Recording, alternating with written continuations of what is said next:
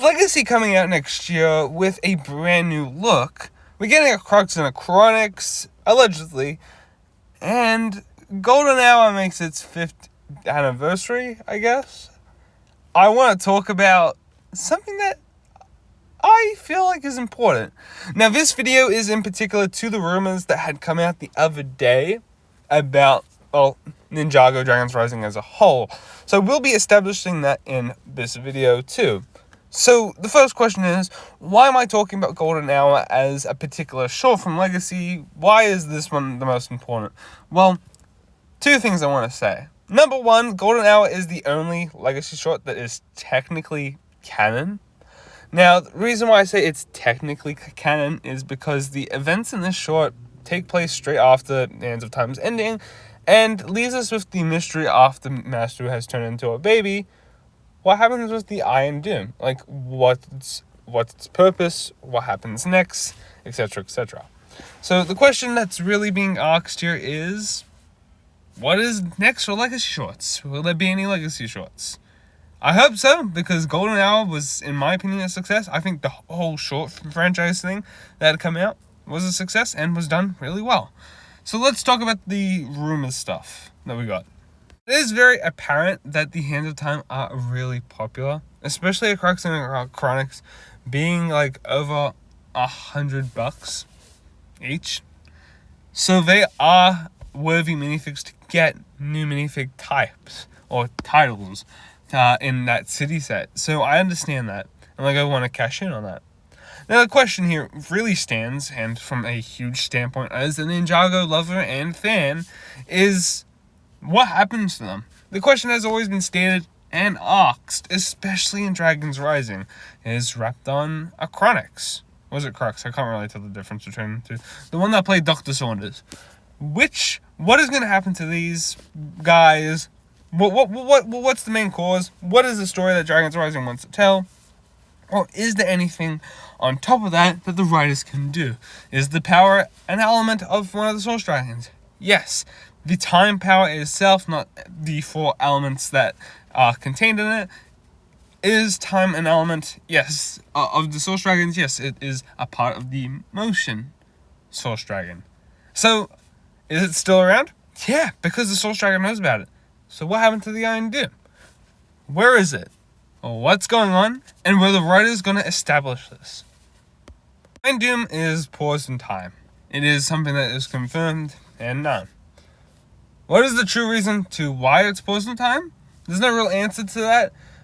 Besides, when you look at the short, when Master Wu is using the rest of the temporal reverse energy in him, he must accidentally, instead of, fast forwarding time, he stops it.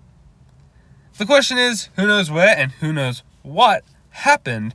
But obviously they didn't go 40 years into the future, or they didn't go 40 years backwards.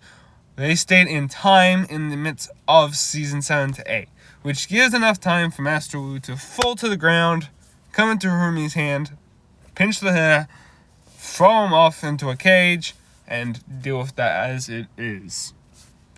That's how that works. But a Crux and a Chronix. The Iron Doom. How does that work? My current theory is that the merge had to have some effect on time itself. Well, it affects times in other realms, such as how the Netherrealm's temporal time would be several years into the future. It would mean a huge different status with all the other realms. So when the merge happened and the cosmic bang hit, time displacement would have had to displace in time itself. The Iron Doom could have just came rocketing down to its temporal spot and could end up in any realm it could seem. A Crux and a Chronix too. Or even better, what if this doesn't happen? What if a Crux and a Chronix are still stuck in time, but in Ninjago, and someone has to come free them? I don't think this is something Dragons Rising will touch on, period. But could you imagine an even cooler story? Could you imagine the writers setting this up to be something that does take place in a future Dragons Rising series? Or in a series after Dragons Rising? because it'd be pretty cool. Now, the alleged plan for Hands of Time, if you weren't aware of this, was supposed to be going 40... No, let me rephrase that. Hands of Time's original ending was supposed to be 40 years into the future, seeing where the ninja would be. I would feel like that would be a great storyline, but Golden Hour has sort of changed that ending, where that is now not possible. In the original Hands of Time ending before the Golden Short, you could have observed that is the way you could tell this story, but at the same time, it's obviously not.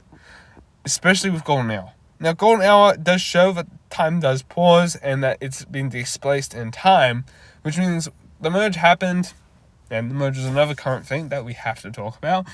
That does affect that 40 years into the future.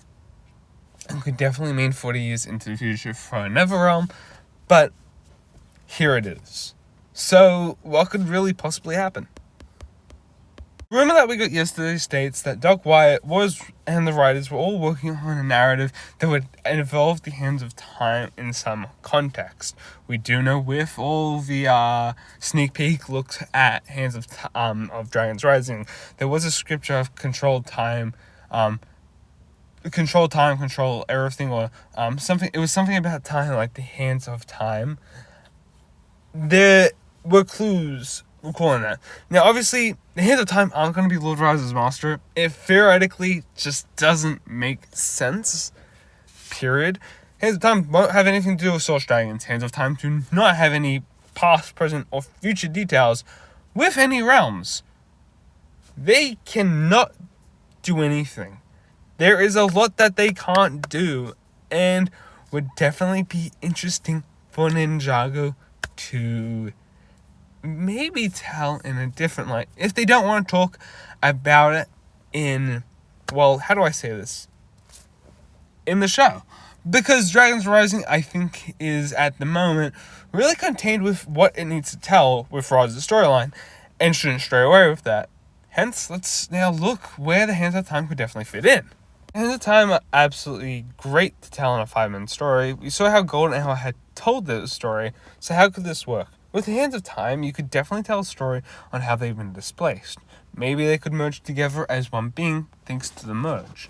The merge might mix the two characters together into one format. Give us a Crux and a Chronix in a young variant form that has lived over those 40 years with the Serpentine War and everything that's happened, come back into modern society not knowing who they truly are, and have to regain both memories of Crux and a Chronix, merging their lives as young kids up to now. Have a Master Wu story from Hunted reversed into his role. Make him see an error of his ways. Heck, have a short, have him come back as an elemental master in the end of Dragons Rising, and make it out to be this cool context thing where the Hands of Time have lost their moral compass, don't know who they truly are, and then they change their mind. Heck, I hate you. You done this to us. And they go after Ray and Maya, they go after the ninja. This would be a great way and a great story to go through the next era of Ninjago with the Hands of Time. Hands of Time being the next big bad, or heck, you could have the Hands of Time being a godlike figure now. You could see them trying to manipulate the next Master of Time. Maybe the temple power goes and they're stuck in that time vortex. Anything's possible. Heck, if they don't want to explore space, this is a great way for them to explore the future. Now, heck, I don't think multiversal travel should be something Ninjago ever looks into, but there could be a temporal way they could do this. I don't. Let me clear my voice. I don't want them to do the multiversal route, because I think through this whole multiverse arc for the last several years we've been going with like Marvel and all that stuff, Ninjago's done really quite good with staying away from that. Time could definitely be a displaced thing that they don't have to reach into with the multiverse. Heck, what they could definitely do without touching onto the multiverse stuff is having a time story where time is relevant. There are legal limits to time, and destroying what is good about time could damage a lot more. Heck, it'd be really cool. and you are nothing but second-hand thugs. Sorry, that clip is very out of context, and I wanted to talk about this before we wrap things up. That little clip, kind of asked a question that I had that I wanted to know. It is the hands of time just villagers that lived in maybe a whole town? I could definitely see this, because this could be something crucial that Ninjago has to tell. We know the 17th War will be telling its story in the comic book next year, so it could definitely have some importance of Ninjago's future. I'm just looking forward to it. I think a great storyline needs to be told here, and the writers have something cooking, and it's been brewing. Anyhow, this was my sort of video discussing that whole Hands of Time rumor.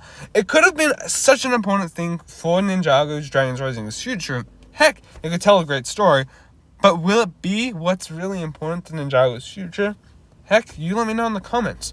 Would you have liked to see the Hands of Time in Ninjago Dragons Rising, or would you prefer to see them in a Legacy short, tying in with Legacy and its pretty much 10th anniversary in 2 years' time? Let me know your thoughts about this in the comments down below. Thank you guys for watching today's video. Peace out, guys.